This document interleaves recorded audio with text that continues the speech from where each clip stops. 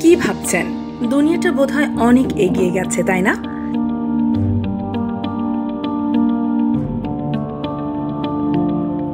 এই চকচকে সভ্যতার আড়ালে থুকতে থাকা প্রকৃতির ক্লান্ত ছায়া কি আমরা দেখি নাকি দেখতে চাই না? প্লাস্টিক, কলকারখানার বর্জ্য, বন উজাড়, আমাদের অসচেতনতায় প্রকৃতি হারিয়েছে তার নিজস্বতা। আমরা যেন এক আধুনিকতায় বোধ হয়ে আছি।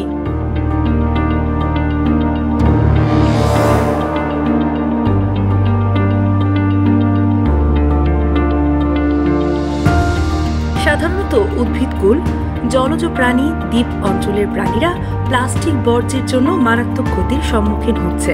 শুধুমাত্র উদ্ভিদ বা জলজ প্রাণী নয়, মানুষ প্লাস্টিক দূষণের কারণে প্রত্যক্ষ ও পরোক্ষভাবে ক্ষতিগ্রস্ত হচ্ছে। থাইরয়েড হরমোনের অতিরিক্ত ক্ষরণের জন্য প্লাস্টিক দূষণ পরোক্ষভাবে দায়ী।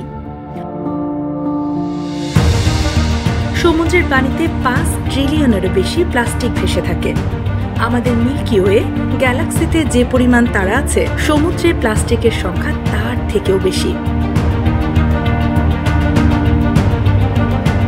নেটিভ আমেরিকান একটি প্রবাদ আছে, যখন শেষ গাছটি কেটে ফেলা হবে, শেষ মাছটি খেয়ে ফেলা হবে, শেষ জলধারা বিষাক্ত হবে, তখন তুমি বুঝবে টাকা খাওয়া যায় না।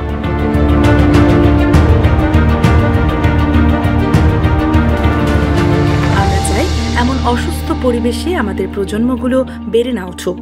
আমরা চাই সুন্দর একটি ভোর উপহার দিতে, যেখানে আকাশের দিকে তাকিয়ে বুক ভরে নিঃশ্বাস নেওয়া যায়। আমরা স্বপ্ন দেখি সুন্দর পৃথিবীর, যেখানে প্রকৃতির সন্তানেরা ফিরে পাবে আপন নীড়।